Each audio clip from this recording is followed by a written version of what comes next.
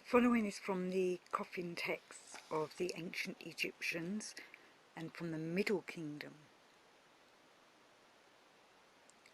O you eight infinite ones, an infinite number of infinite ones, who encircle the sky with your arms, who draw together the sky and horizon of Geb. Shu has given you birth out of the flood, out of the waters, out of Tenemu, out of the darkness, that he might allot you to Geb and Nut, while Shu is eternal recurrence, and Tefnut is eternal sameness. I am the bar of Shu, who is at the great flood, who goes up to the sky as he wishes, who goes down to the earth as his heart decides. Come in excitement to greet the God in me. I am Shu, child of Atom. My clothing is the air of life. Then, said Atom, my living daughter is Tefnut. She will exist with her brother Shu. Life is his identity. Order is her identity.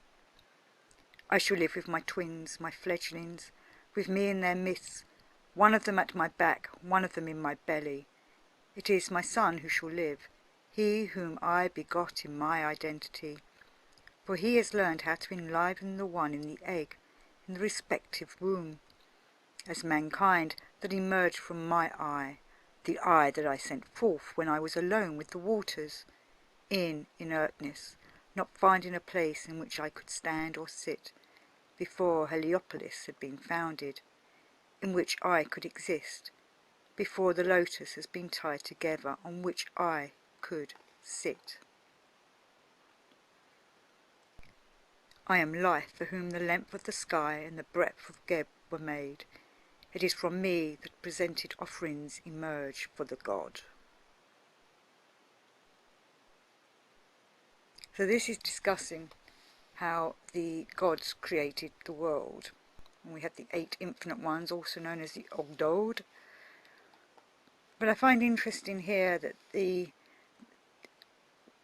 discuss the life and the order, life being the Ankh, and order being Ma'at, who is the goddess Ma'at, the one with the feather that points from her head and brings us justice and truth. Shu, I believe, is the god of the air, and I found, since I've been doing the Maurice Nicole books, recording them, all about time, I found that quite interesting about the eternal recurrence. Shu is eternal recurrence, and Tefnut is eternal sameness. And I believe the Egyptian for this, for eternal recurrence, is Neheb, and eternal sameness is Jet. And if anyone knows anything more about those, I would very much like to hear what they have to say. What from the Egyptian point of view is eternal recurrence, the Neha, and from the Egyptian point of view what eternal sameness is, the Djet, D-J-E-T. So does that mean that everything does repeat itself over and over again, and eternal recurrence does happen, and everything is the same?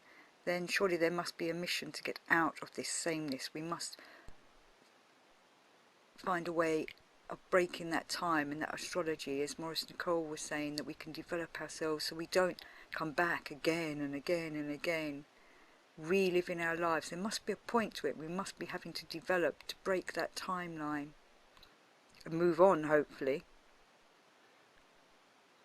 So if anyone knows any more on this, I would love to hear more, and thank you for watching.